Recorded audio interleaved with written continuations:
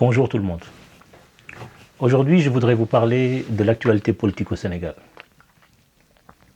Et surtout du PASTEF et de son leader charismatique Ousmane Sonko. Le 25 octobre, Ousmane Sonko fit une déclaration où il annonça qu'il allait tenir un meeting le 8 novembre. Et il dit aussi qu'il y aura un avant le 8 novembre et un après le 8 novembre. Ce qui naturellement déchaîna toutes les passions et soulève beaucoup de questions. Que va-t-il se passer le 8 novembre? Va-t-il simplement mobiliser ses foules et montrer que le PASTEF reste le mouvement le plus populaire au Sénégal, ou va-t-il faire une annonce? Va-t-il faire un remaniement? Va-t-il rester Premier ministre du Sénégal? En tout cas, les paris sont ouverts et chacun y va de ses propres spéculations. Ce qui m'intéresse aujourd'hui, c'est surtout de faire un focus sur le caractère exceptionnel du moment. Ousmane Sonko est un politicien exceptionnel. Exceptionnel par la façon dont il est venu en politique, exceptionnel par la façon dont il a pratiqué la politique, et exceptionnel aussi de par le fait que ça a été le premier mouvement politique dans l'histoire du Sénégal qui a su vraiment pénétrer toutes les couches de la société sénégalaise et faire passer et avoir une approche pédagogique en fait dans la proposition politique. Faire comprendre aux citoyens quels sont les enjeux et pourquoi il faut se mobiliser. Maintenant, on peut discuter sur cette proposition politique. Est-elle juste? Est-elle bonne? N'est-elle pas bonne? Bon, ça, chacun y va de sa propre appréciation. Mais néanmoins, ce qu'il faut reconnaître, c'est que pour la première fois dans l'histoire du Sénégal, on voyait un marchand ambulant cotiser le peu d'argent qu'il avait pour faire fonctionner le parti. On voyait le charretier qui était intéressé par la politique, qui allait acheter les livres solutions et qui se sentait concerné par ce qui est dit et qui sentait que son avenir était en jeu et que pour eux, voter le PASTEF, voter pour Ousmane Sonko, c'était trouver des solutions pour le pays et trouver des solutions pour eux-mêmes et changer le quotidien des Sénégalais. En tout cas, il a su rendre le débat politique accessible au plus grand nombre, ce que personne n'avait réussi auparavant. Même si certains veulent le contredire, mais c'est une réalité, c'est un fait. Ce qui en fait un leader charismatique, avec une force symbolique incroyable. Ce qui fait aussi que l'opposition aujourd'hui a du mal à opposer une vraie résistance face à un tel leader politique. Vu le rôle de symbole qu'il joue.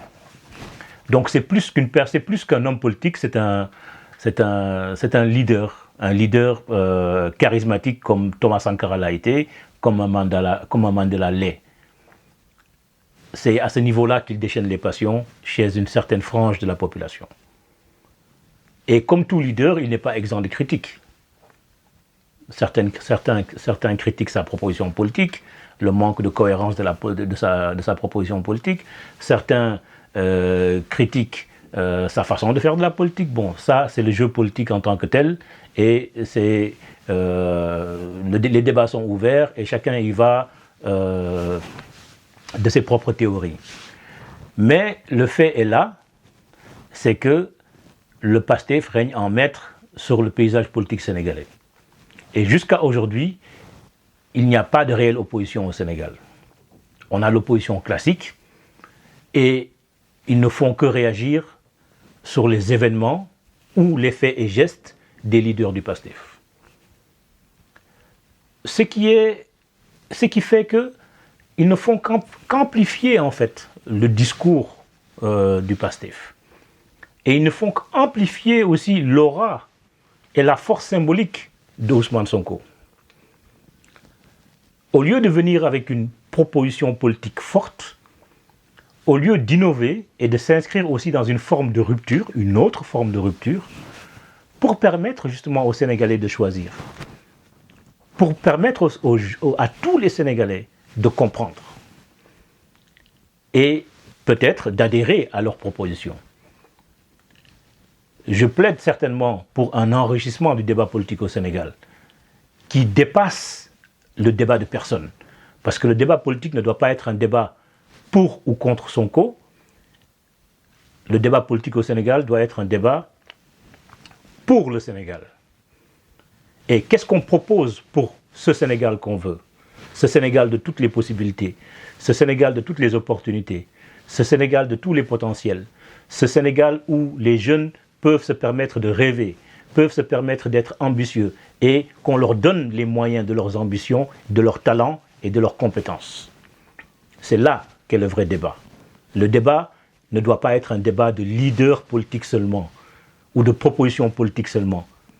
Parce que la politique, c'est quoi? Ce sont les gens, c'est la cité. C'est comment gérer la cité. Donc, mon appel à tous les politiques sénégalais, c'est montrez-nous vos propositions. Et pour ceux qui dirigent, menez-nous vers des solutions. En tout cas, le débat, on est à un tournant de l'histoire politique sénégalaise et on espère tous un dénouement heureux et un enrichissement de la politique sénégalaise aussi, de par la venue de ces nouveaux acteurs que sont Ousmane Sonko, Bassirou Diomaye Faye et d'autres jeunes qui tiennent aujourd'hui l'appareil d'État sénégalais. Et j'espère aussi qu'il y aura d'autres jeunes qui vont venir aussi leur opposer encore des propositions politiques, les unes les plus ambitieuses que les autres. Le débat doit être serein, le débat doit rester respectueux, mais l'essentiel, c'est que ce débat soit utile pour les Sénégalais et que ce débat se traduise en action qui mène au changement dans le quotidien des Sénégalais. Jërë ngeen jëf, salaamaaleykum.